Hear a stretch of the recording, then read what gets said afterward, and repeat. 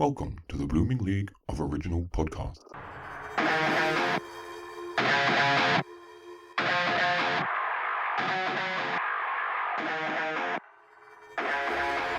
G'day and welcome to the extraest, most specialist edition of Thrash and Treasure, the torture chamber musical comedy podcast that will give a band geek a wedgie and always right up the tuba. Speaking of always right, I'm Aaron, and I'm joined unusually by a guest from the future. Time and space has folded in on itself and swallowed Gareth up whole. So instead, this man is donning the grey beard, bright orange hair. He's my guest co-host with the mo-host. It's Broadway's F. Michael Haynie. Welcome back to the show that you haven't actually yet appeared on. I am very honored to be here from the future, like you said. Yes, Definitely Marty McFly. I'm a year older. And you're a year older. It is. I know, right? Like, I'm tripping out right now. But thank you so much for stepping in for Gareth today, because obviously artists out there, there is a thing in this world apparently called day jobs. Heard of it. And Gareth has one. And unfortunately, it has taken up his time, although I do prefer my version, that time and space continuum, then ripped him apart and swallowed him up whole in a freak event. So he will be back next week when, what episode will that be? Oh, we're actually going to have the man who inspired me to get into theatre. So I'll tell you what, he better be back for that one. Yeah, gotta be. But yes, so welcome, F. You haven't been introduced to our audience yet. Okay. And in your episode, we'll explain then that you aren't really into musical theatre in general. Yeah, I mean, I think that the safest way is to say that, like, if there was a genre known as musical theater, what most people would think of is not what I'm into. I love theater, I love acting, I love storytelling and all these things, but I think for the most part, and it's one of the things that I haven't heard the edit, but I keep praising the show that you and Gareth have put together, because one of the things, being an outsider into musical theater when I first started, was the idea that Broadway with like a big B was this old white terrible thing that like just was of no interest to me. And then suddenly, as I discovered more complexity, hilariously, even watching a DVD recording of one of the guests who's going to be on the show right now, seeing those kinds of things really tripped me out, because I was like, oh, this doesn't seem like musical theater, like capital M, capital T. So I think I love musical theater, but I think that the idea of what the Broadway sound, that old like, oh, here we sing a song about the world, like that kind of thing is like, it was just never for me, even though I love classical music. So it's not that kind of thing. But I think in the same way I didn't, when I was a kid, respect black and white movies, because I was like, it's black and white, that's old stuff, that's what old people like. And now I go, well, some of them are still, full of bigots and racists and it's horrible, but some of them are actually like really quality film. Respecting the path of where things have come, and the fact that I've been able to do 3 different shows on Broadway of varying like content, and some of the other stuff I've been involved in. I think the idea of what Broadway sounds like being a very, very different thing from what people who don't know what Broadway sounds like is really important. And that's why I think that people from Broadway getting to experience things like metal, and I say that in big air quotes that you can't see because it's a podcast, but the idea they're pretty big. They're big air quotes. But I think the idea of metal is the same thing, that people imagine an idea of metal and they're put off by that idea, as opposed to actually liking or disliking something for the content, which I think we'll get into maybe potentially later with the album we're doing today. Yes, because holy guacamole, guess what? What? We have another legendary diva in the studio today, and boy, am I so excited I could wee. Our next guest made her Broadway debut as a swinging housewife in I Love My Wife. Ooh, that's my kind of lady. Before winning the Tony Award for Best Actress in a Musical. No, that's my kind of lady. And during her expansive 6-decade career, she's been a good egg, a Joe egg, a bad egg, and entered the woods with no egg. Pause for cancellation. Born to Hollywood royalty, this powerhouse performer paved her own path with such heartwarming moments as teaching Rachel to smoke on Friends, digging into Dirk Diggler in Boogie Nights, as well as mastering the ancient art of walking while talking in the West Wing, a skill that some of us can only adequately accomplish. Shout out to Gareth. She is an icon, a goddess, and now she's here with us two dirty, rotten scoundrels. With your most Aussiest g'day, please give a round of applause, because holy guacamole, it's Joanna Gleason. Fancy meeting you here. How are Yeah. you doing? Well done. I just want to say my 6-decade career must include my debut when I was in the 5th grade of the school play. So, Well, you know what? That's what I wasn't being insulting, I promise. oh no, heavens no, you can Google it. It doesn't matter. Yes. I was. We can run, but you can't hide. Yes, I know. Oh no, trust me. I'm in Australia. I can hide from you all. No, between guessing actors' ages and guessing their net worths, the internet is a hilarious nightmare of stuff like that. I love the stuff they post that's absolutely ludicrous. I've gone on sites that purport to be autobiographical, wrong city of birth, wrong date of birth, made up middle name, it's just absolutely like witness relocation. It bears no similarity to my life, but you can't go chasing all that to correct it, because then you're down the rabbit hole. Yeah, no, when I was researching F for his episode, I read that he was born in 1991, and I thought that little younger than me. And then he comes on the show and he's like, "No, we're the same age." Yeah. I'm like, "Oh, so all right, there you go. That information was wrong. I spent all this time hating you, and now I can like you again." So, But see, again, I said it on the episode, and I'll say it again now.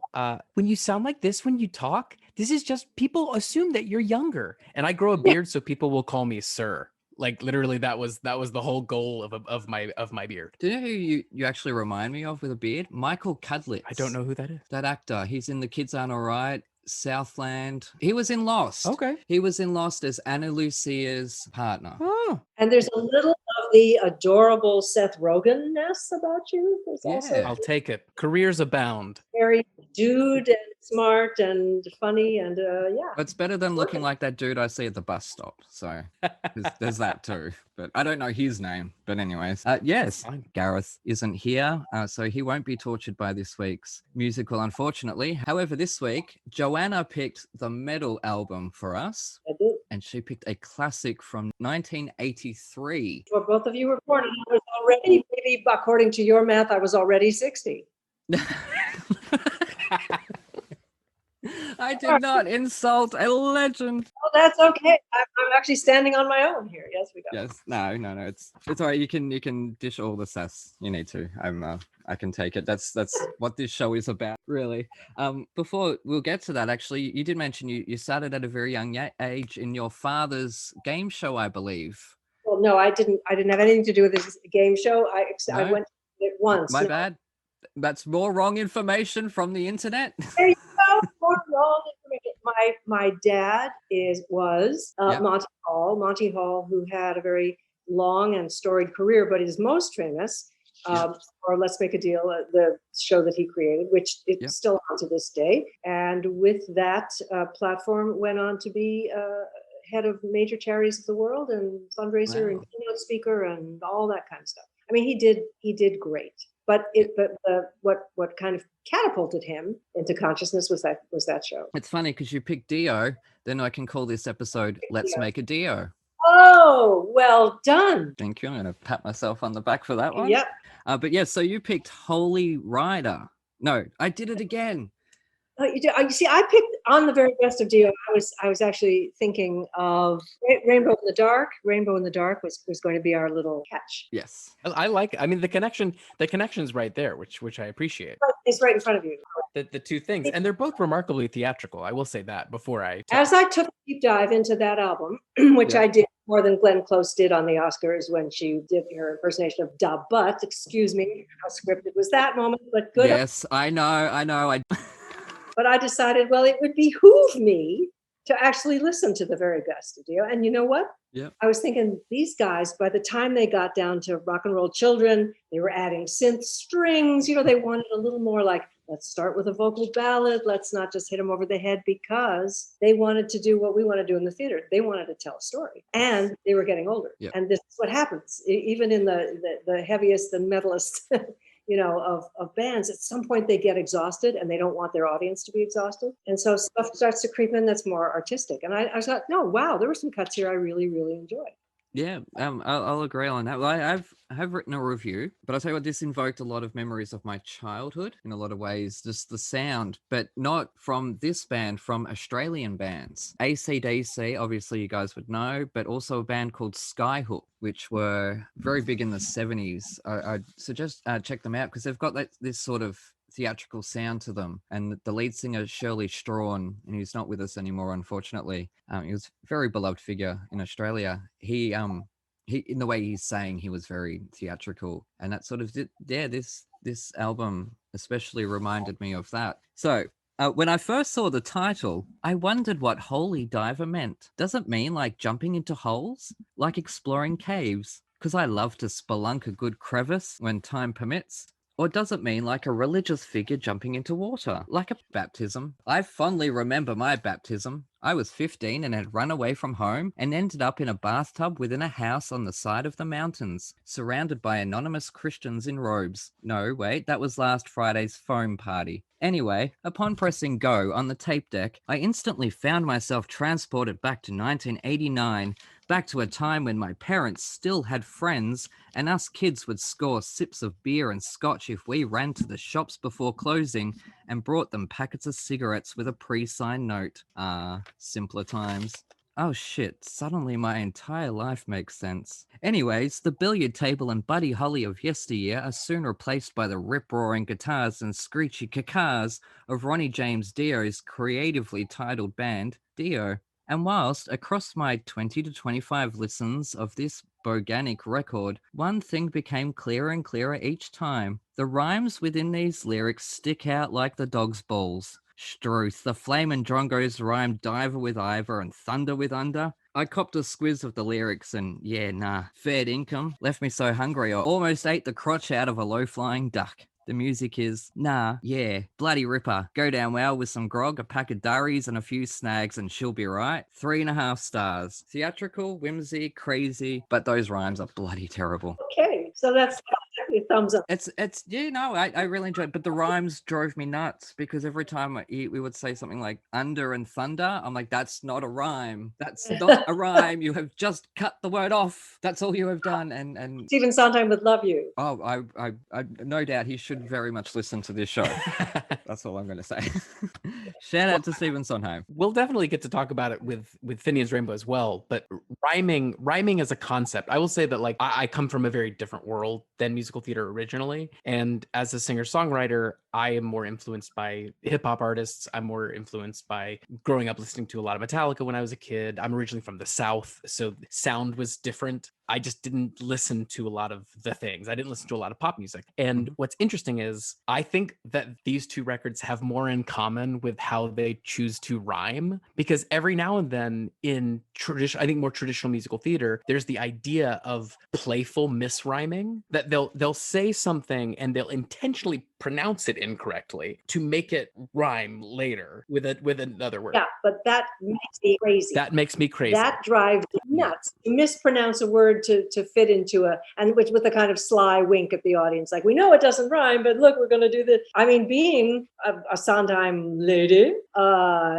your ear gets tuned differently, and you start to think, oh, you could have done better than that. Yeah. Yes. You can do better than that. That's funny because I actually said to F before, I said I need to practice a little bit this time because I cannot stumble on my words in front of somebody who won a frigging Tony for a Sondheim musical. I would be mortified. And what did I do? I stumbled on my words about. Well, there you go. times. You tricked yourself. Yeah. But I sort of thought, because I'd already written half my review, and when I realized F was taking over for this episode, I thought, hang on a second, I'm going to have two Americans here. I could write this in complete Aussie slang, and you guys would have no idea what I'm talking about. Absolutely no idea. But I will tell you something that Dio gets away with, and in fact, a lot of rock gets away with. They just need enough of a rhyme to make the audience remember the song and sing along or think they know what they're talking about. They don't have to really listen. They just have to get that little kind of whatever, audio algorithm going so that they kind of know where the phrases are and they kind of know that it's gonna rhyme and it's a forward motion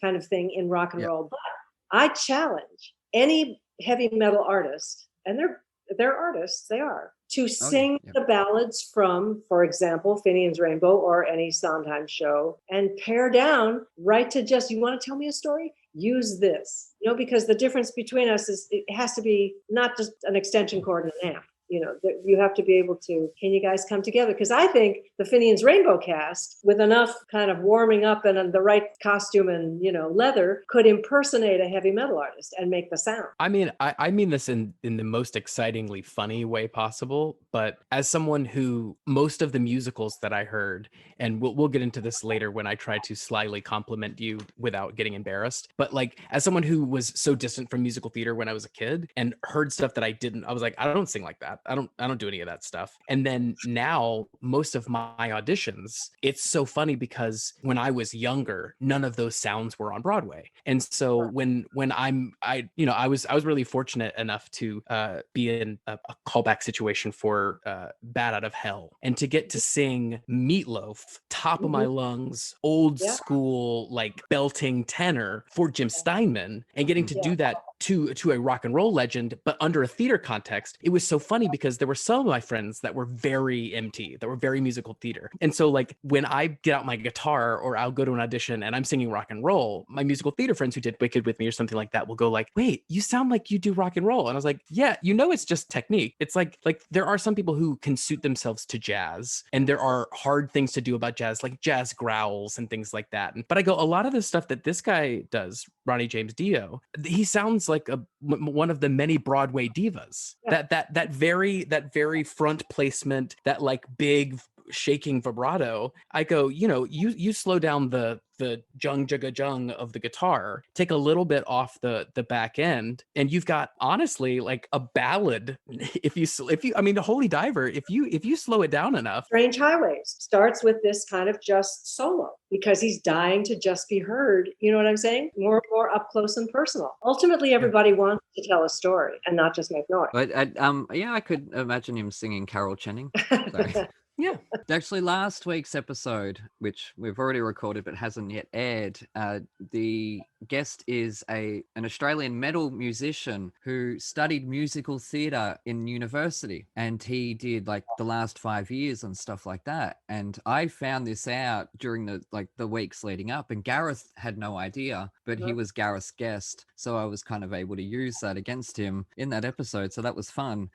But yeah, so we got to talk about sort of that difference in singing and the different styles. There's also a Dutch metal singer. I can't remember her name now, but she sings. Oh, she recently released "Let It Go" from Frozen, a cover of that, and she's the females, the singers, the clean singers, which there's the gra gra gra gra gra, that's the unclean, but then those who sing properly, that's the clean singers. A lot of them really do have an amazing voice because they've got that power behind it that they can, when they go and they'll sing sort of different genres, and I want to hear more of it basically. So that's sort of why this show exists. Let's blend these worlds together. They're both really bloody theatrical. What's interesting is though, and you know this, Steph, is that when you do a show on Broadway, you're doing 8 shows a week. You're working 6 days a week. And by the time Thursday night rolls around, you go, oh my God, we have the whole weekend, Thursday, Friday, Saturday, Sunday. I mean, and I watch these guys tour and I think, gee, you can't do this show, Ronnie, every night. You can't do this 8 times a week, can you? You can't possibly. But you hear, I literally looked up some recordings of him at an older age. He died, I think, in the early 2000s. And there are recordings of him as late as 2004, I think, still singing this stuff at pitch. Wow. And it definitely sounds older, but I will say so many metal singers. I watched this like mini documentary that someone sent me of, there was a posh opera voice coach who was working at this metal festival, working with these guys, and gave them like a straw and was like, okay, you gotta, these are these warm-ups that you do to be a responsible vocalist, and that it's all affectation. That like even because sometimes it's a trick as well, that like one of my best friends in the whole world, we went to college together, is the actor who has just most recently played Beetlejuice. His name is Alex Brightman. And when he does He's the only part- like Broadway's It Boy at the moment. Don't downplay it. He is. I'm trying to downplay it so I don't seem like weird. Everyone knows who Alex Brightman is by this point, and rightfully so. But what Alex is able to do in that show is not vocal damage. A lot of people were really worried about it. They were like, oh man, did you blow out your voice doing School of Rock and you can't do it anymore? But what he's actually doing is what, like, it's a style of singing that like monks do sometimes, where you're phonating on two different levels at the same time. So it sounds really like the Tuvan Road. exactly. That's exactly what it is. So I think sometimes people think that these rock and roll singers are doing something unhealthy, but I go listen to the original like cast recording of Jesus Christ Superstar. Yeah. Every time I had to sit for 3 hours waiting in my ear, nose, throat doctor's office, it's because there was a rock and roller in there, getting cortisone shots or getting his foot looked at because or any musical theater person, not just the pedestrians, as we call them, the musical theater, us actor types who do 8 shows a week. But my God, it's a lot to ask, and you have to be really in shape. But Freddie Mercury, if you listen to that voice, it never sounds like he's hurting himself. And yet he could fill an arena by just the story he was telling and those songs. That music was singular. I had to listen to this heavy metal album, and I listened to a couple of cuts twice. Just wonder how much is amplified and what would they be like if you just pulled the plug. Yeah, I think that's why I love when they do unplugged or acoustic versions of their songs, and you can really hear it. I think we talked about in one of our episodes, our early ones, because one of the bands had covered their like full-on metal, like real rah rah rah rah rah, as acoustic songs. Really? And it was absolutely gorgeous. Absolutely. Yeah, because you can actually hear what they're saying, hear the melody in it. And that's why I do prefer these 80s bands that are more very camp in a lot of ways. Obviously, I'm pretty camp myself sometimes, but it's very theatrical. It's very over the top, but it's very melodic. That's the thing. The music was very melodic. I really enjoyed the music. His singing did kind of screech a little bit sometimes, I think. I think that's what's expected. I mean, I think it's, give the audience what it wants. I think in order to classify yourself as a genre. Yeah, and I'm not too familiar with Black Sabbath, which that's what he was from.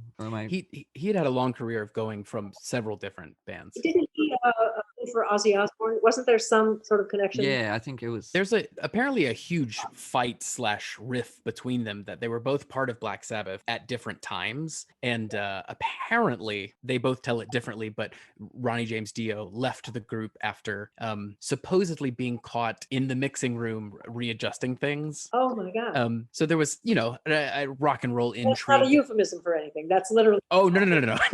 No, literally going in and being like, how you would imagine many Broadway actors wish they could get into the room where the recording for the cast recording was and be like, yeah, you got to turn me down in that song. I was not warm for that. Oh, I thought he was diddling with somebody. Sorry. My mind was in the gutter. Oh, no. I mean, literally, there was no euphemism. Oh, okay. Oh, shit. All right. Sorry. When you do a Broadway cast album, you've just opened your show, which means you've done endless performances, endless opening night tension, the critics, the reviews. Think you have a day off. What do they do on your day off? Record the cast album. When you're shot, when there's like you're running on fumes. It's crazy to me. Yeah, it's crazy. Look, I spent my whole childhood dreaming to get there, and then life happened. Life got in the way, and now I'm writing. So it's not too late. It's never too late. No, look, I would actually want to get into straight acting. Straight theater, not musical acting. I sort of figured I might see how I go now that theaters are opening up. I don't know. I've been teaching actors privately and in theater schools and all over the place for about 30 years now. Or maybe, of course, in your years for about 75 years now. You're never gonna let me live it down. I'm not gonna let you live it down. I didn't. Goodness gracious, man. Officially, it's a girl, Mr. Hall. That was my debut. It was which one? It's a girl, Mr. Hall. That was my debut. I got stuck on. There's one particular performance she gave in Boogie Nights that obviously, like, Paul T. Anderson is a genius, an absolute god in my eyes, and I know he's going to get in trouble for being tyrant. I can see it happening now because everyone's canceling everyone who's been a tyrant on a film set. And somebody said he was a tyrant. Well, I think in his early days he had a bit of a reputation for being cocky. I think. You know what? I have to tell you something. I don't know. So that's why I want to know what was it like working with him because he was so young. I will tell you exactly what it was like. And he was 26, I think, when we did. Yeah. I auditioned for him. He could not have been sweeter, and he was jet lagged. He had gotten off a plane. It was a lovely audition. Oh, fantastic. It made me brave. I didn't think I'd get the part because I'm usually from theater, musical theater, or whatever, television. I got it. We shot these really difficult scenes, very emotional and physical. Mark Wahlberg was a prince, and we took care of each other. And Paul was nothing but extraordinarily supportive and calm. Oh, good. And made me feel safe. Oh, good. I'll tell you what, that's a relief. It really is, because my creative heroes keep getting cancelled, and so I've been freaking out. Who else is there? There's like Peter Jackson. He's been known to be very difficult on set. I don't want them just because they had a vision. They had a vision that they needed to do. I can't speak to people's experiences that left them shaken, traumatized, or worse. But and certainly there's a lot of that going on. But I'll just remind you that in this country we had to wait 4 years till we could officially cancel someone who had broken just about every commandment and law that there was. Yes, and I'm guessing it's No, it's Voldemort. Voldemort. Don't even say. Yeah, the name we won't say. True. Yes, more of a political thing, I think, is what Joanna might be referring to. Sorry. Yes. Yeah. Oh no, I've got that word muted on Twitter. I don't even see any posts with that T word anywhere in it. So sorry. But see, what I'll say about that is there's a lot of conversation right now about like what are we as a community and how people's experiences can be different from show to show and thing to thing. And what I want to express to like fans of the arts. It always hurts to find out the horrible things about people, but also the sad things. I mean, what people don't realize when you see shows and you come and see concerts and things like that is that sometimes these things come from our trauma. That we've all been on stage right after we found out we lost someone. There's so many things, and you need to let those things influence your experience. And then also just acknowledge those survivors and those people who go through those things and accept that knowledge, and don't necessarily be so afraid that you're going to find out that someone that you probably didn't know as well as you think you did something that you hadn't heard about, because of course you haven't heard about it. So I think it's okay. We're trying to calibrate the difference between, he was just having a bad day, for which there should have been profuse apologies, by the way, and no disclosure agreements. That's a whole other kettle of fish. Yeah. Or is that the character, and that's the pattern, and that's the sense of immunity, and that they walk through life with, and behaving everything from rudely and bullyingly to just criminally. And obviously I don't stand by that. When I mentioned Peter Jackson, it was things like he got them all to remove snow from a lake. So I imagine people would see that as being tyrannical and that sort of thing. Like, that he's just trying to do his vision there. That's what I'm referring to, because obviously it's a changing landscape out there. It really is. And it's fascinating to watch from this point of view, because I've sort of done things along the way. So I've always sort of been on the edge of breaking into the industry. And now I'm still on the edge of it. And it's changing so rapidly in front of me. And I'm like, oh my God, I can't keep up. But many good things will come from this, not only from this forced isolation and this still incredible to me worldwide pandemic. This thing that took the world. It's like Mother Nature said, I'm so done with all of you that this is what's coming. And it's going to be more than just a few tornadoes and global. This is what's coming. And it still is not even, it's more than real. We've lost people, but it's still mind boggling. But from that and the enforced anxiety and tension we've been living with, other things have come to light. And I think it's going to be, it'll be transformative, I think, in a lot of good ways too. One might say we'll be out of the eclipse. Hey.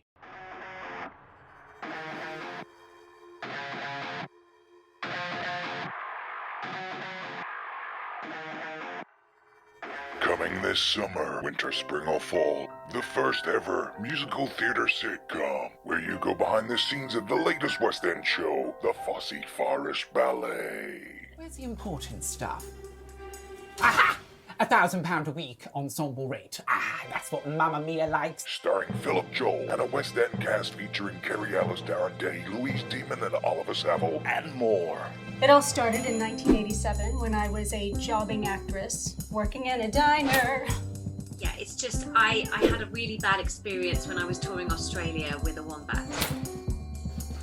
Darling! Mwah, mwah. La, la. How long have I been mentoring you? 3 months? 2 years. So her name is Henrietta. The horse. Yes. I've managed to secure you an audition for the biggest, most innovative, and the latest show to be going into the West End. Joseph and his Technicolor Dreamcoat. Think more along the lines of Pant. Frozen. You can watch this episode for the price of a coffee. Simply go to www.thefossyforestballet.com. Any and all profits go back to theatre charities, acting for others, and the Theatre's Trust. You'll laugh, you'll cry, and you'll see a grown man in sparkly tights. Tight nights. Nice tights.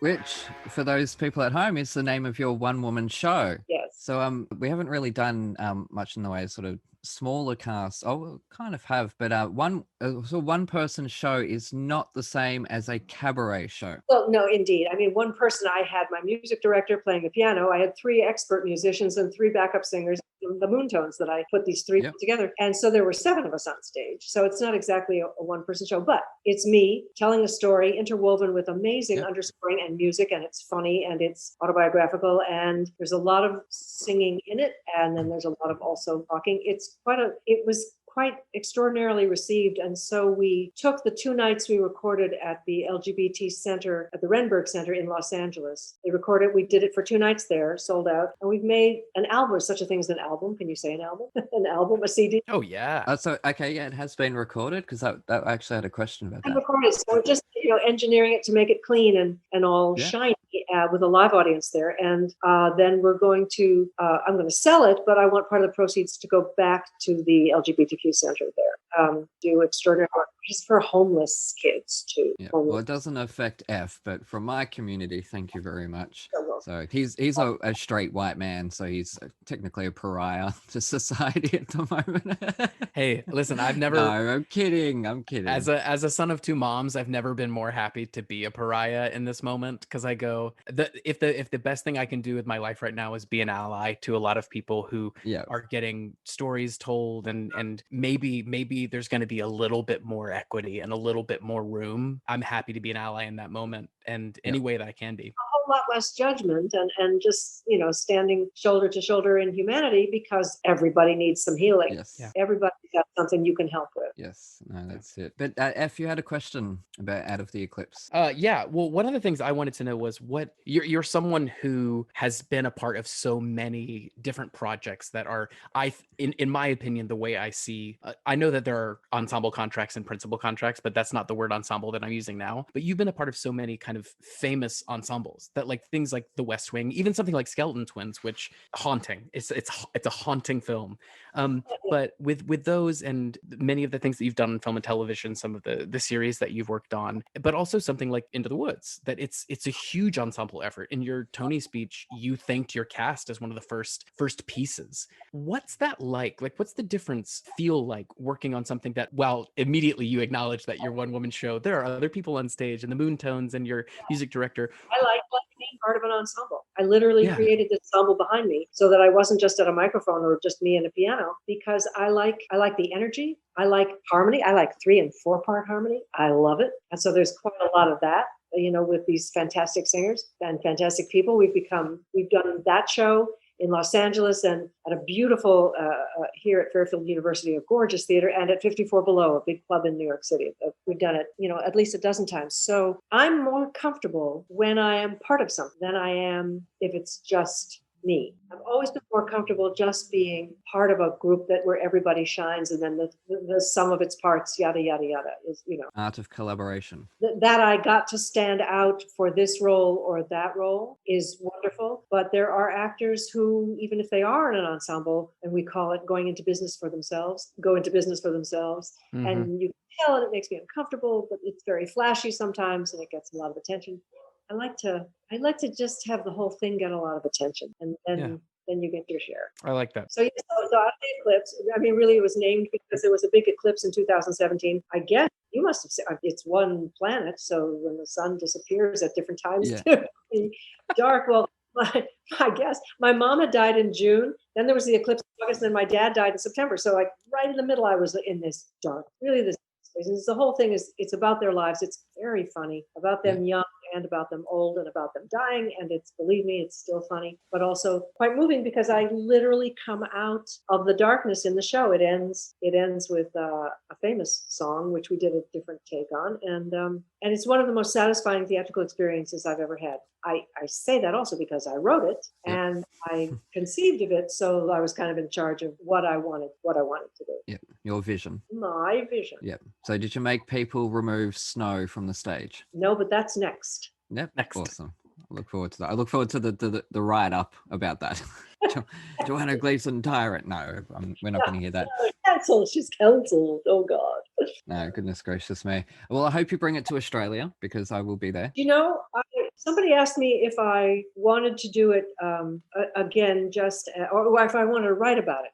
A very famous publication asked if I wanted to write an article about losing my parents. And I thought, right in the middle of COVID, people are losing people in the most ghastly, unforeseen, unpredictable ways with no preparation and no. So I just think this is not the time for that story. Yeah. You know, because these other stories are more pressing and they're more with us. So I took a step back, but I would love to bring this show to Australia. Are you kidding me? Oh my God. No, I'm not kidding. I'm saying please bring it to Australia and I will be there front and center, definitely. Or maybe not front. I hate being in the front row. No, you want to. I was sitting up like that, looking up the nostrils. And believe me, when I don't know if you've experienced this, but theater has so become not an event in New York City that people come in their flip-flops and put their feet up on the stage when they sit in the front row. Yeah. No. It always makes me wish Madeline Kahn was there to say her line from Blazing Saddles of, if you're not an actor, get your friggin' feet off the stage. Let's get Patty Lupone to just... Yes. Oh, yeah. Say that we need Patty. No, there was definitely a story when I was at Wicked that I had just missed it, but apparently the cast kept coming off stage and going, guys, it smells like pizza. Why does it smell like pizza in the theater? We don't sell pizza. Someone had brought an entire pizza in and was in the first or second row with a full box of pizza and was handing out slices to their friends. Yeah. Well, so apparently the Firo then went backstage and ordered, I think about 50 pizzas to be delivered to the stage door by intermission.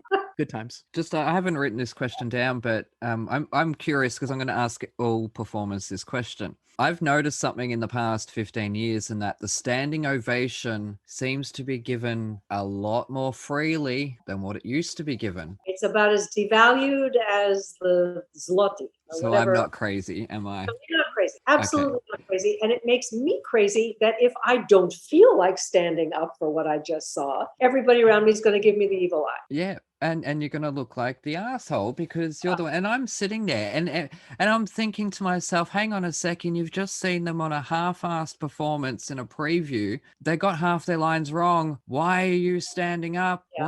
Why? And I think to myself, it's reality television. Yes.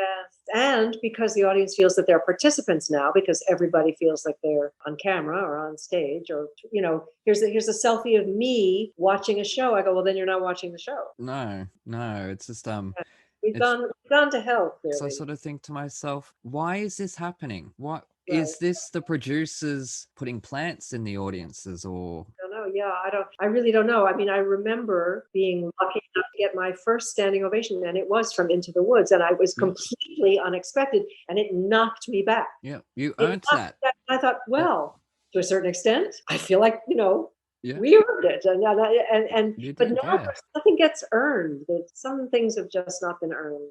No. And what's your experience, F? Because obviously you've done Wicked, so that would I think the funny thing is when I think about it, I'm kind of two minds of it. One is in my head, I had all these ideas of what theater was supposed to be as a kid, and there were certain things that, like, my mother had been my theater teacher my whole life. My brother is an actor and a theater person. Like my whole family had been a part of it. So I learned about things like what a standing ovation was. I learned these things as a kid. And then when I got into the business, I think there was part of me that I separated the things so much that I think I'm really fortunate that I never until recently realized that some people thought that when you go out and bow, it is so you can go out and have people tell you how amazing you are. Like, I didn't know that was the concept. I always thought it was the actors going out and thanking the audience and saying, look at us as humans being in this same space. And that's how I always treated it. So for me, there was an idea of acknowledging that shared space and that shared time, because theater only happens once. It is temporal timelessness. It is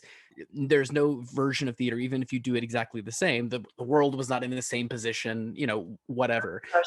Same for twice, and that's why your Tuesday night show, if it's amazing, you cannot possibly retrieve it for Wednesday. Yeah. And I think where that comes into my concept of standing ovations and things like that is I'm a shrewd critic, and I have been a part of shows that I hated. I've been a part of shows that I was like, I can't believe, like, I almost wanted to like hold my hands up and say, stop everyone, please. What did you think was good? Like you've made a horrible garbage tonight. Yeah. But I also have to acknowledge that, and maybe we'll get into it with the musical that we'll get into, but my like or dislike of something, or my critique or non-critique of something, shouldn't affect someone else's enjoyment or lack of enjoyment for it. So there's part of me that has to acknowledge that when I've been doing big budget shows that have like right now, being a part of Frozen, I'm a lot of children's first musical, and I'm a lot of adults' first musical, because they never liked musicals. Then they had kids and they were like, well, my son or my daughter, they want to take me to, they want to see the the musical, they saw the movie, I'll go. And I have had legitimately, my favorite one was at Wicked. I had this guy come up to me, like tattoos down his arm, he had like a big leather jacket on. He comes to me, he goes, you want a Wicked? Oh, I love Wicked. Oh man, come on. Those girls, everybody's singing. Oh, I love Wicked so much. And for me, I went, if that person felt the need to stand up and applaud, I judge them. I do personally judge them because I think they're wrong, but I don't want to take that away from them. Here's the other thing, you sort of touched on this. There were nights during Into the Woods where Friday nights are tough because the wives usually pre-bought the tickets, and the husbands have been working, or the wives and husbands have been working all week. It's Friday night, they've had dinner, they've had something to drink, they want to relax. And very often we'd look out and we'd see the wife looking up at the stage attentively, and the husband kind of like dropping off asleep, or the husband sleeping and the wife looking at him with the glaring, what are you doing, so that nobody's looking at the stage. But what I realized by the curtain call is something got through. It doesn't matter what. And they're going to go home that night, and maybe something sweeter or tenderer or less exhausted or less irritated will happen. They really won't be able to name why, but we did that. We took them from where they were to someplace else, and it makes a big difference. This is what I love about theater. It moves people to the places they can't express. Well, speaking of Into the Woods, was just you don't need to go into details, a definitive yes or no. Was there ever any discussion that this was an allegory for HIV? Yes or no? No. No. Oh, okay, cool. Because that settles it for me. I don't need to hear any more theories. I don't need to hear anything else. Look at the context. You have to look at the context of the times. Yes. Unavoidable. But unavoidable because it was in the 80s. There it was, right in the 80s. According to Steve and James Lapine, no, it was never meant to be that. Okay, yeah, because I know there's so many theories going around, and so many people say yes it is, and Stephen had said, I think he'd said something sort of kind of ambiguous that still made people think that they could read into it more, and we had discussed it recently. Unfortunately, Gareth didn't enjoy it as much as I was hoping he would. A 50-year-old man, a metalhead, didn't like fairy tales, I'm sad to say. Don't know what's wrong with him, but he sees the genius in Sondheim, especially with Assassins, in terms of the songwriting and his ability there. The songwriting is extraordinary in Assassins, in Little Night Music, and in Sunday in the Park with George, which was actually my favorite show. I understand, but you can't take the thing out of context. You can't take Into the Woods out of context. No. When the minute you open the theater doors, there's the world.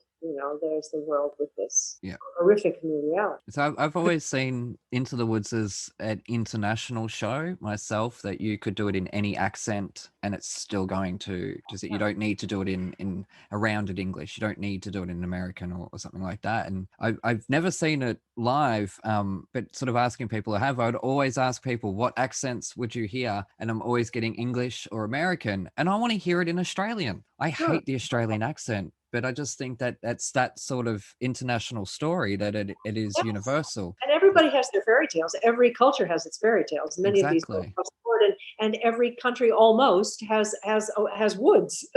So metaphor of being lost in the woods or having to find your way back to the light is international. Yeah. So I'm challenging theatre companies out there who, if you're any listening, do it in your natural accents. Listen, I'm thrilled beyond belief that one of the first international productions that's opening in a new language of Frozen is the Japanese production is in rehearsal right now, and the whole show is going to be in Japanese. I cannot wait to hear it. It will have a completely different phonic texture, and I'm thrilled for those amazing performers who are like remarkably talented in their own right. And I think there is something about theater that we don't always get to decide what it's about, even when we write it. And I think to go back for 2 seconds about like the way that a show is interpreted, I think it is so important while you're doing it to know and to do those things, and because you're part of that creative process. And I think the scariest thing for anyone who's ever done a show that went on to do anything, and granted, I do not have an Into the Woods in my back pocket, but some of the things, when I've talked to students who have worked on something like Dogfight, and they said, "Oh, well, this meant this thing to me," and I go, "Yeah, that wasn't it at all." But No. theater, and especially live theater, it feels different because you cannot take. I think Joanna said it brilliantly. When you open the doors, the world is out there, and I think that is what makes live theater one of the most incredible things, and something that we're really missing in the world right now, because all the performances, the air in the room has the context of the living day. And I think that's I mean, one of the reasons why I miss doing live theater during this last year, because there is that living context that you always have to inform how the audience will take things in different ways, because of the world. But look what entertainment has had to push to get your attention, because things in the world are so crazy and we're living in the upside down most of the time these days. The superhero franchises, which are big, which by the way, they always end in a fist fight, which is perplexing to me. When the big superheroes, like Godzilla, King Kong, it always ends up like in a fist fight. When you had other weapons at your disposal, never mind. But it always comes down to that, or the more dystopian, the darker, the grislier, the more violent. And I think, well, somewhere there's a lane open for the story that really is about people people not outliers, but people who have their own quiet, private dramas going on. Come from away. There you go. My friend Sharon Wheatley's in the Broadway version. It's about people Yes, it is, isn't it? It's and it's very relatable. Sorry, I had to, because when you were saying that, I'm like, that's the show that the world needs right now, is Come From Away. And I know F hasn't seen it yet. I haven't. Got to hurry up and see it. I know. I guess. I don't know. Yeah, that sounds right. But yes, anyways, we'll segue over to the musical side, because I think we've long left Dio in the dust.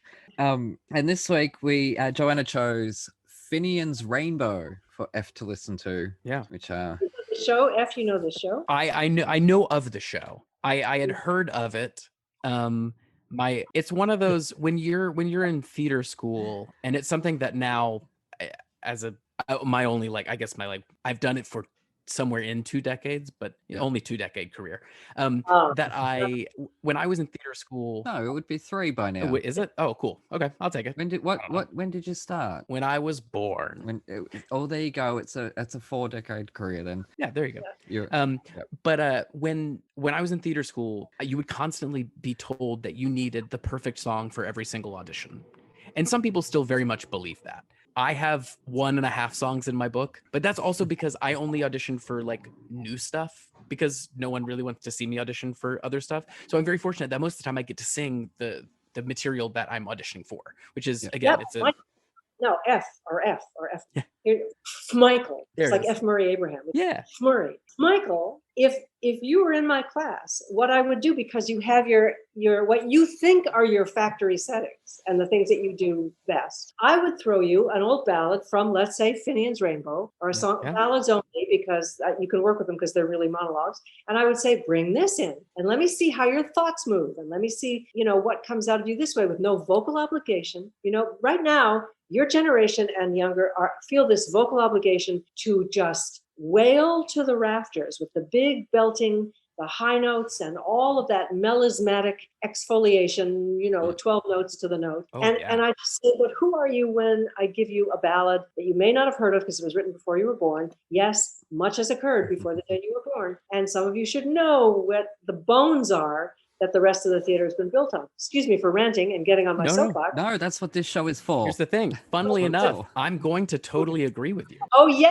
Because I will say, like, when I first came into musical theater, I never let anybody know I was a singer-songwriter. I never let anybody know that, like, I used to busk in Washington Square Park when I was in college, and I would play guitar for like 8 hours a day and sing, and then I'd go to acting class and I'd go and do this and that, and I'd play at the bitter end on the weekends, and then I'd come in and I would sing in my what I called my musical theater voice, and it was this thing that I learned to do, this affect of like trying to sing like George Hearn, that I heard his incredible voice and I went, I want to try to sing like that. And it was still always... George Hearn doesn't think of it as his musical theater. Totally. That is, I'll tell you this story voice. And likewise, you exactly. So I think that's the thing that I learned, that I went, because I was so alienated from musical theater and didn't like it as a concept for so long. And then to be frank, and I'm going to give you, like, I'm going straight for a compliment and I'm not even going to try to hide it. I had only seen the old movies, and I, again, was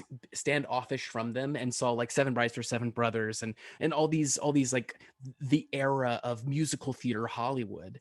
And finally, in the same year, I saw the pro shots of 3 different musicals.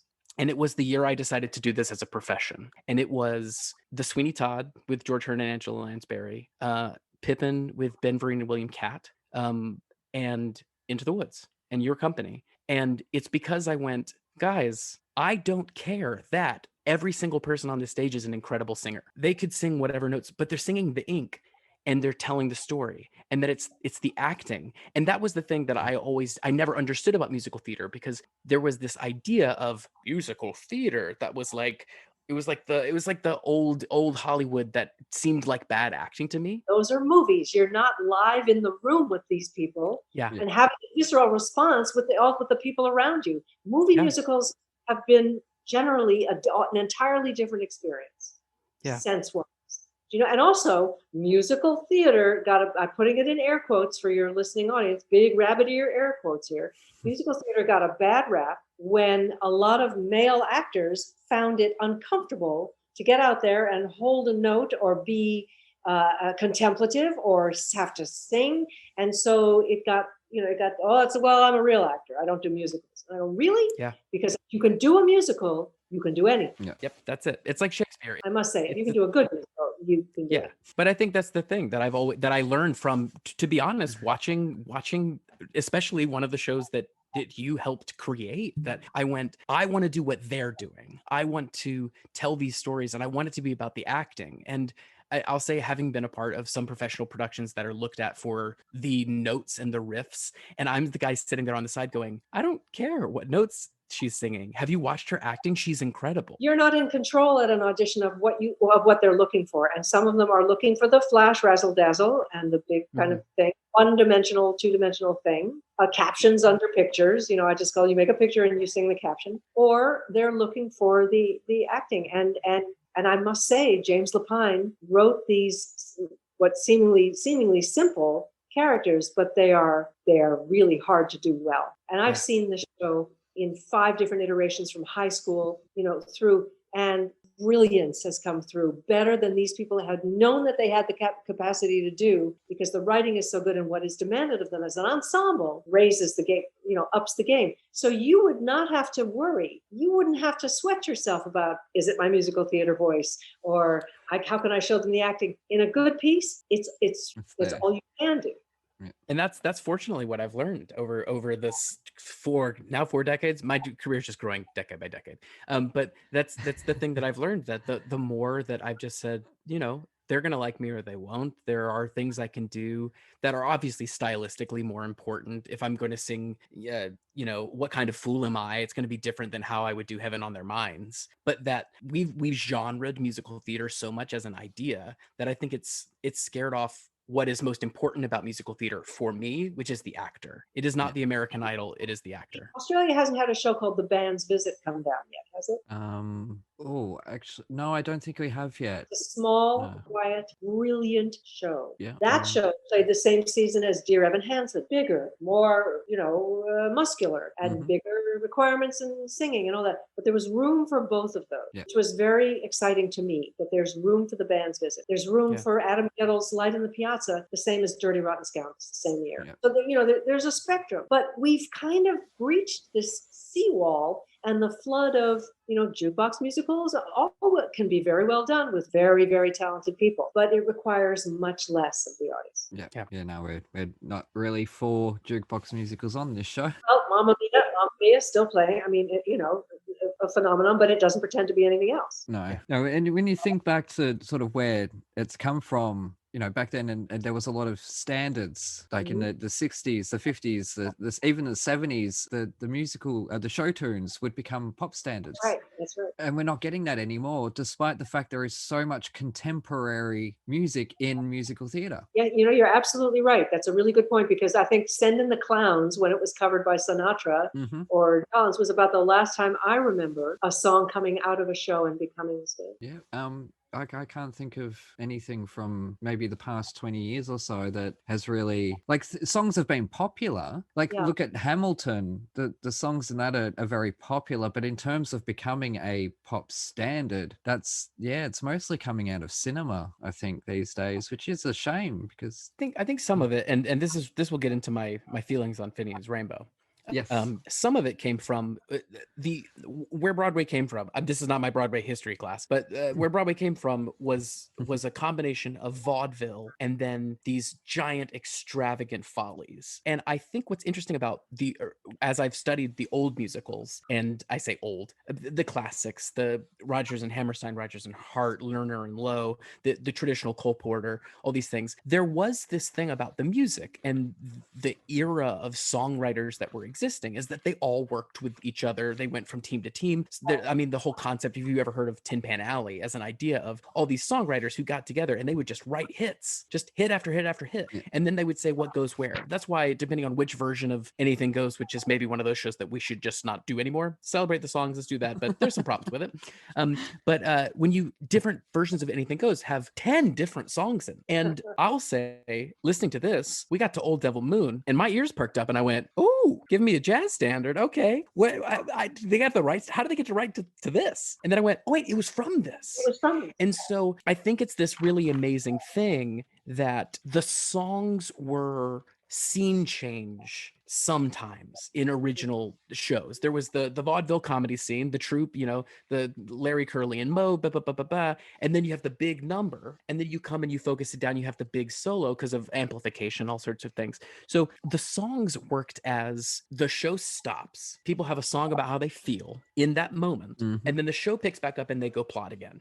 And the reason as an actor I fell in love with the idea, especially of Sondheim as a writer, is because it was so different, which was the reason that they're not pop hits, which is the plot doesn't stop. The characters learn things. They go through journeys. They second guess themselves. Sometimes the choruses even evolve. But Steve did that in the lyrics too. But Gypsy, look at the musical Gypsy. That one, every song is a continuation of, or an of the scene that they're in, leading you to the next scene. Nothing until you get to a deliberate showstopper. Rose's turn. Exactly. In Act 2. Yeah. That's why they're called a showstopper, because out comes this person, does the thing that's been building all night, torn from their loins and their brains, and that stops the show in a good way. Jennifer Holliday did it at the end of Act 1 in Dreamgirls in the early 80s. I'd never been in an audience and felt something like that. It was like 1981 or something. And the first act curtain, she does, and I'm telling you, I'm not going. This was Jennifer Holliday. That so elevated us out of our seats that Michael Bennett, the director, was smart enough not to stop the show there,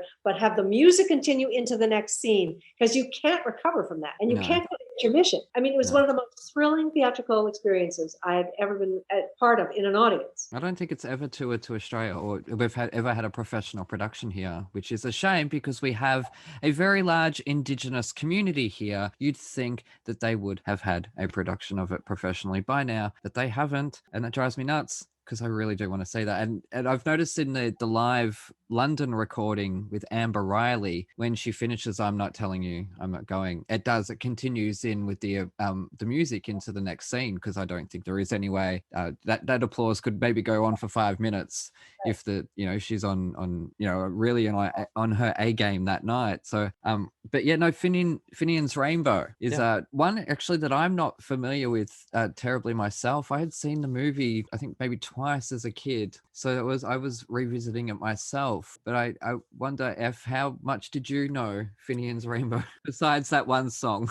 I'll be absolutely candid at first. Some of the people who were in this particular recording are friends of mine who I've seen in other things like that. I also believe that not every actor gets to pick the things that they work on. So anything that I say about this, and I mean, I'm not about to like try to destroy it. Art is art. But Kate Baldwin is one of the most amazing singers. Indeed. She's also such a brilliant actor. I have seen her do everything from singing country music in a Chekhov rewrite, where they rewrote a Chekhov play into be about like a small country dive bar, and she was incredible. And she was singing real country, like it was written by someone from Nashville. It was amazing. And to hear her sing this, or to see her in Big Fish, see her in so many other shows, she's remarkable. Cheyenne Jackson, his voice is like butter. Again, them singing Old Devil Moon, I could put it on repeat and just listen to it. It's incredible. I mean, you have Chuck Cooper, who's Broadway legend in this recording. You have Chris Fitzgerald, who is an amazing actor with a huge career. Like, he's someone who, anytime I know Chris Fitzgerald has done the part, because I've been a Bach, I always go, maybe one day I could get a shot at doing that. So like, Chris is a good barometer for me, and a really talented guy. Terry White, who I don't know very well, who sings Necessity. Really, like, the ensemble of this company, they sound great. The musicians sound great. I hate that I had to look up later. There were all these... But, aren't you? You're getting to the... Oh, no. I was going to say, but one thing that made me sad was there were all these sections that were just music. And I come from, I mean, I was in band. I wanted to be a band director my whole life. That's what I wanted to do. And so there were these orchestral moments, and I went, this seems weird to put on a cast recording. They usually skip these sections in shows, and found out that there was a mute character who just does dance sections. All that to be said, I think the weirdest thing, and I couldn't stop thinking about it the whole show, was I feel like something racist is happening.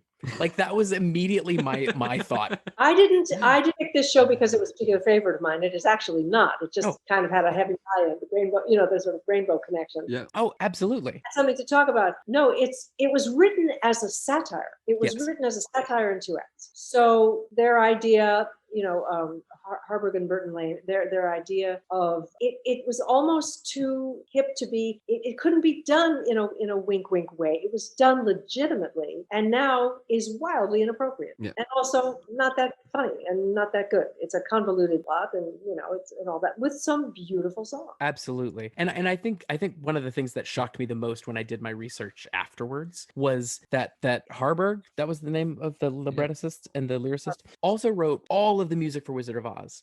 Mm-hmm. And the music to this really does soar, and really is beautiful. I'm originally from the South, so I had heard musicals. I'm from Georgia, from Macon, Georgia. But I had heard shows that I didn't know were musicals at the time, things like Cotton Patch Gospel and Big River, that I had heard these, and they sounded like country music. I'd heard that kind of stuff before. So every now and then hearing sounds from this that elicited that feeling. I think the opening does that very much so. That all of a sudden I was like, okay, what's gonna happen here? Like, where are we going with this? And then, I mean, I'm Irish, just like, I guess, like everybody is Scotch Irish. Like, my 23andMe just came back and said some sort of white. And so I took Irish as a language in college, which, by the way, it's very hard Irish, like modern Irish. So all of a sudden going like, okay, so leprechauns and gold, and then also the concept of credit. So there were all these things that were just so fascinating. And without the context of the play, so many of these songs seemed from different plays. It seemed like someone had made me a playlist because both in genre and in practice, I wasn't quite sure what I was following. Well, that's because there are two genres at work here. One, if you're going to write a satire, but you can't have, because they say satire is what closes Saturday night. You know, it opens on Friday and closes on Saturday, because a satire has a very short shelf life, and the joke is over. And once the joke is over, you know. But then here are two expert songwriters who are like, well, wait a second, we're not just writing a sketch comedy here thing, you know, for an episode of, you know, a comedy show. Yeah. They wrote a beautiful score. So suddenly you've got this beautiful, heartfelt score that the singers and actors are playing legitimately and realistically, set against the backdrop of a paper thin kind of, you know, satire. Yeah. I think the thing that threw me the most was all of a sudden I was like, oh, Chuck Cooper's in this. All right, come on, Chuck. Where's Chuck been? I haven't heard him the whole time. So when I Googled the plot, in 1947, when the original Broadway show happened, the NAACP censured the show. They were like, no, because they were doing blackface in the show. And then when Francis Ford Coppola directed the film in the 60s, late 60s, I think 68 maybe. Oh, because I was already 70 or 80 by then. but pre Godfather, Francis Ford Coppola directed the film. 20 years after the Broadway show, he went, I think we should do blackface again. And they did blackface in the movie, which is just, it's hard to conceive. And I'll say I went back. It's hard to show when you think you're right-headed about something. It's hard to show how abominable you think it is by doing it again, with assuming that we know that you're, forgive the expression, woke enough to know that you're showing how horrible it is when it's just wrong. Yeah, correct. And I think the thing that I tried to find interviews with the company from the City Center version that became the new Broadway recording. And I think the thing that interests me the most is something about musicals in general, because it takes so long to craft musicals and because artists usually have a lot to say. I don't find fault in the things that this story was trying to talk about in the 40s. I mean, it's remarkable that these things are not that far away. So as far as my enjoyment of it, I mean, there were some bangers on there. I will be honest. There were some songs that I was like, yes, let's go. Like, come on. Again, like Old Devil Moon with Cheyenne and Kate was a hit. It was a hit out of the park. I when there was a reprise, I all of a sudden was like, oh, please sing it again. And you know, I'm not even trying to say like, well, yeah, it's weird when the guy sings when I'm not near the girl I love the girl I'm near. Like, men are garbage in general. We know that to be true. But I think the thing that amazed me was theater right now is struggling with being daring and struggling with having an opinion. And I think a show that talks about the concept of ownership of land and what credit means to humans and the idle rich versus the idle poor, all of these conversations are so absolutely important that where I would be like, maybe this conceptually, this show gets high marks for me because I think someone was trying to do something. Execution might not have worked. It's definitely a conversation. You see, they were at crossroads. They were at cross purposes. If you want to pull those themes out and talk about the business of Henry James, the business of America is business, about how everything is about business and gold and the proximity to gold in Fort Knox and then land and then land ownership. And then you pull each one of those out and you can write plays, and August Wilson can write plays about things. And we can have, you know, American playwrights talk about America in those ways.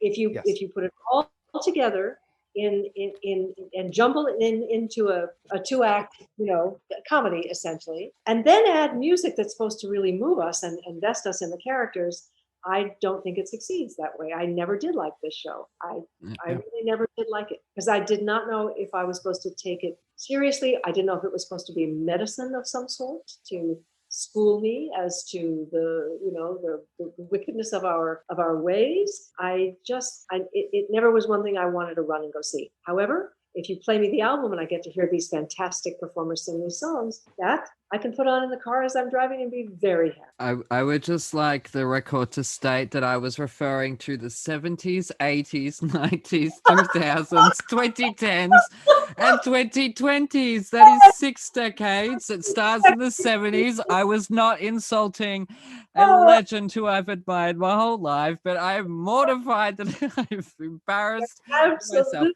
but that's what I was referring to. You can't. It's given us a free callback the whole episode.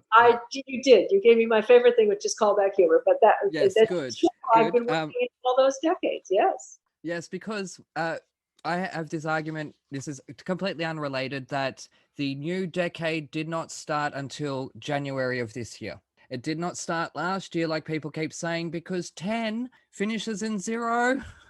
It doesn't finish in 9, people. Was Y2K? Wasn't it? Did we go through this with when does the millennium? Yes, we did. And there was no year 0. If there was a year 0, then 9 would be the end of that decade. All right. But you cannot have a decade finish on 9 because that's not how a decade works. Full stop. That's it. End of story. That's it. But that's what I was referring to. It started in the 70s. I just. No, I now you're my hero. Absolutely. Yes. Thank you for the credit. I was very careful. I'm always look. I asked Andrew Lipper a question last week, 2 weeks ago, during the episode. I was trying to say to him that he found his Sondheim moment, and I asked the question, and I specifically stated I am not talking about music, and I'm not talking about lyrics. Mm-hmm. And Gareth decides to put his foot out and trip me over and say, "Are you talking about plagiarism?" No. And it's a hilarious moment. And Andrew Lipper, of all people, is like, "I'm going to get my lawyer on the phone." And so I'm like, "Oh, this will be our final show, people." I was very, very specific with my words. Like I was meaning it was there was a spiritual connection. They belong in the same review, if you will, in the same song cycle. He found his Sondheim moment. It was a compliment. Of course. Writers and actors always, like every actor, anytime you go, "Oh, you know who you remind me of?" Every actor cringes because they go, I'm going to think of the worst parts of that person. I'll tell you something. When Rosalind Russell, if you can look her up, she was in His Girl Friday, I guess, a million others. Gypsy, yep. Yes. When Rosalind Russell said to me, "I hear you're the next Rosalind Russell," I thought I would die, and a lily would spring up, and thered be a headstone, and Joanna Gleason would just die because I loved her. I loved Barbara Stanwyck. Was she happy about that though? She was. Oh, okay, that's all right then. Because you wouldn't want it to be daggers staring at you like, "I hear you're the next Rosalind Russell." Yeah, no. I think when an actor, and I've had another, I said to an actress recently, "Please take this in the spirit it's intended. You remind me of me a little bit." And she said, "I hope so." And I think it's like this great kind of love we have for each other. And when you're young, you imitate everybody until you find yourself. It's not a bad exercise for a young actor to pick one and just flat out try to imitate them. I have a question to go back to Finney's Rainbow for just a moment, because I think Joanna, I think you've mentioned some things a few times that I'm really interested because of the way you phrase some things to see how you respond to this. In one of the interviews I saw from you, you said you loved working on new things. That was your focus, that you wanted to work on new work. So my question is, what do you think the role of a revival should be? And then what's the responsibility in a revival, especially a musical revival? What is the responsibility to the creators and the original performers, as well as addressing how a piece fits into its new time in which it's being revived? I'll tell you, you have only two ways to go. You're either doing a flat out homage, which is trying to reawaken everybody's memory of when they saw it originally, or you take it and you run with it, which is terribly exciting. Some fail and some do very, very well. I saw there was a production of Sunday in the Park with George, which was brought over from London, which was visually something very different from what I had seen. It was stunning. It was just gorgeous. Mm-hmm. And I've seen, as I told you, I've seen all these different productions of Into the Woods. There was one, oh my God, the small company. Oh, like the lantern, and the name has just flown out of my head because I haven't eaten because we've been doing this, and I could go on all night, but all I have. No, I feel even more bad. Anyway, but it was fantastic. Small, minimalist, double casting, almost no set, like just in a little box. Fantastic. Or you do just a straight up, literally revive it, like, clear, and you put the things on the part and you get it back to life. Wasn't it Fiasco? Wasn't that the company? Yes, I think that Fiasco Theater Company. Mm-hmm. I think that's correct. Yeah, beautifully done. So I don't have a preference. I just say surprise. Oh, I have first edition of Wicked from London. Oh, a first edition. Wow. Which I got in Australia. I have never read it because when Joe Mantello cast me in the show, I said, Joe, is there any advice you give me? And he goes, don't read the book. Read it. Yeah. Especially because the character I played, Bach, has a very altered version of the story to help make it a 2-hour experience and not the full novelization that is very different. And not an R-rated experience is what you're saying? Because there's a fair bit of foul language in that. I can't wait to do a show where I get to curse. If Olaf the Snowman curses, I get in a remarkable amount of trouble. Say in Boogie Nights, I got to say just about everything, and it was tremendous. Yes, liberating. Speak just on that. You have a minor role, but it is so incredibly impactful because your character very much, I think, in a way, sets Dirk off on this path. Finds him and sets him out. Yeah. So, firstly, shame on the SAG Awards for not including you in their frigging nominations, because I noticed you weren't listed in that, and I thought that is absolute bullshit. For one thing, because you did give a powerhouse performance, but in such a short space of time, without a whole weeks and weeks worth of filming before that to develop that character, how do you get into that mindset to beat the shit out of this good-looking guy, basically, who we've all seen him in his underwear by then? Yeah, it was all on the page. Every single word, every single interruption, every single epithet and curse was just Paul Thomas Anderson had written that. And you just have to think about a woman who watches the dumb, bunny, hypersexualized son go out into the world and have anything he wants. And her life is shriveling up and drying up and, she's got nothing. And that resentment, and it could only be an unloving, kind of brittle, terrible. I couldn't play her and ask for any pity from the audience because that was not the task. No. She's just monstrously unhappy, but you can't play your unhappiness. You have to play your rage that your nothing numbskull, son with his endowments is just going out there into the world and doing everything she can no longer, or if ever. And the father, when you're having that scene in the bedroom, he's smiling, isn't he? He is smiling to himself, and I want to know what's going on in his mind because it's been a while since I've seen the whole film, but I sort of watched back on your scenes and there was a scene cut. We shot a scene that was cut where we had been in a car accident. I think but it's just me over the steering wheel, bloody, and him dead in the next scene. It was just, but I think they cut it visually from the movie. But oh wow! See what I love. He's a director, and I was quite young when I first saw that. And I think I was 12, and I said to Mum and Dad that I need to watch this movie for drama class at school. They had no idea, and I just wanted to see it because I knew, like at the time, I was studying films and trying to be a filmmaker, which leads me to my next question for you. I had another one about Rosalind Russell. I'll go back to that, but I believe you recently shot a short film. I did. So have we got any plans to expand and possibly go into feature films directing? Yes, I actually do. Awesome. I've written a feature film, and right now it's generating quite a lot of excitement and even better among the people who might help me finance it. So I will direct a feature, but writing and directing the short, which we shot in 2.5 days, was I never for one second, and these days were 20 hours long, I never for one second was tired. And the thing is, I knew the actors, and there was a comfort on the set, and the days were long. And I don't know, it was one of the great high points of my professional life was doing that. So I look forward to the complete exhaustion and how do I get out of this and what have I done? And I don't know what I'm doing. I look forward to all of that on a feature scale. Wow. So obviously at the moment you've got your script, you've got you're looking into financing and all that. So are you going independent route, or are you sort of trying to?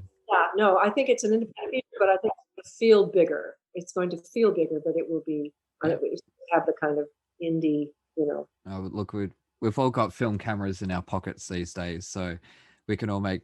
Is there such thing as independent cinema anymore? I don't know. It's a really good question. I mean, it's all Apple. It's all expensive equipment. It is. I mean, it's expensive, and I shot my short. I did it as a union shoot because I'm a union girl, and so it's more expensive, but that's what you do. And, finding money. There's money for such mediocrity because believe me, I've been checking it out. I thought that got the money. So you just have to figure out where the lane is and who the people are who. I didn't know I was going to get the segue here. So I'm going to try to not give any of my opinions about the answer to the question, because I do have strong opinions as a performer. You are, I think, absolutely, without a doubt, part of one of the most amazing pro shots in Broadway history. And I mean that both as a compliment to you as a performer, but also that it's one of the best. It feels like you're in the theater as much as you could be. You are as an audience member, it felt like theater and not like, oh, this is a filmed thing. It was, again, that and watching George Hartnett, Angela Lansbury and Sweeney, I felt like I want to be in those rooms. I want to see that thing. My question to you is, having been a part of one of those, the most celebrated pro shots, what are your thoughts on bootlegs versus pro shots, and what those two things cost both the acting community and the creative artists who are parts of them, but also to the fandom? Like, do you think your career was changed in different ways by having been a part of that pro shot, and not just the incredible things you had done in your time in the show? No. I think because PBS filmed it, and because it lived, in great master, generations were able to see that, and high schools were able to use it as a training tool, or this is the show we're going to do. No, without question. My mom teaches it every year. Yeah, I saw Wolf Dick at 8 years old or 9 years old or something. It was my first experience with that penis, because our acting teacher decided to point it out. Yeah, there you go. Didn't need pointing out. It did that all by itself. No, it didn't, but she did. Yeah, but you did. But in terms of legs, you're never going to stop it. No, I mean, but I know that F feels strongly about it as well. So yeah. Well, I guess because my question is, I sometimes have been a part of shows that I wish could have gotten a pro shot. Yeah, that we've done the Lincoln Center archiving for so many of them, and I just, as someone who is you said you're a union girl, that the idea of those things being supported as far as the archiving of it, because I know how important it is, and I don't know if I would have ever seen Into the Woods. I still have never. I've seen one production of it in my entire life, and it was when it was in the park. But I feel like I got to see it by seeing the pro shot, and I don't think that would exist the same way for me with a bootleg. No, but it's always, once again, it's about money. Is there money to film it correctly? Is there money to, these things. I don't know. I would love there to be a library of everything that's ever played on Broadway. Yeah. Musical, straight play, and off Broadway. Even Urban Cowboy? Yeah. Even Urban Cowboy. Yes. Really? Oh, you would be the first, I think. So the butt of my jokes. Yeah. I was in a very famous flop. I was in a very colossal flop. I was in a mushroom cloud that hovered over Broadway for a good long time. Nick and Nora. But that is where I met Chris Sarandon, who's in the next room, waving at me that I haven't eaten in 5 hours and I'm going to pass out. So I deeply apologize. That's right. This is so much fun. I want to keep going, but look, he's going, you haven't eaten soon. You should get to your dinner. I'm so incredibly lucky to have you. For by the way, Chris Sarandon, my husband now of almost 30 years, Prince Humperdinck in The Princess Bride, and Jack Skellington. The voice of Jack Skellington in Night Before Christmas, and good Lord. Oh, well, Dog Day Afternoon. Oscar nomination. So good. Dog Day Afternoon. Yes, indeed. Now yes. I'm feeling even more inadequate than I was at the beginning of this interview. Goodness gracious me. How many decades career has he had? Let's see now. Well, no. And I hope when we meet again sometime, you'll say now in her 9th decade in the theater. Yes. Yes. And it will still have started in the 70s. It won't have started anywhere before that. I'm not mean. I'm sorry. As I say, I clarified it. I don't need to justify it anymore, and everyone's just ganging up on me.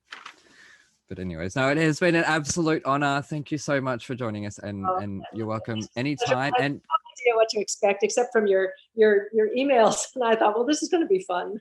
Yes, well, I hope it was. And again, I'm sorry that Gareth wasn't able to join us. He's usually the butt of all my jokes. Like, I usually just poke fun at him the whole time, and he just laughs about it. So it's a different vibe this time, but that's all right. I know that Michael, when he found out that I had booked you, I did my best. he was impressed. And I thought, if I'm impressing this guy with one of my guests, then yeah, no, he's definitely my I mean, the first thing choice was, to substitute. I had down to get my second vaccine today, which I did. Yes. And I was like, I might have the chills and going through all sorts of things, but to get to talk to an actor that I've respected my entire career, and I know you talked about those goals that people have of like aiming to those things, but I very seriously say, watching your performance in that Into the Woods pro shot, I went, that's the kind of acting that I want to do for the rest of my life. And I still continue to say that. And I will point to young actors who have only seen bootlegs and things. I go, seek this out, because this is what Broadway should be and should always be, is where the acting is king and the text is king. And yeah. Mm-hmm. So pleasured beyond belief that I got to be a part of this. But continued success with your very shiny career this is only but a pause until everything resumes.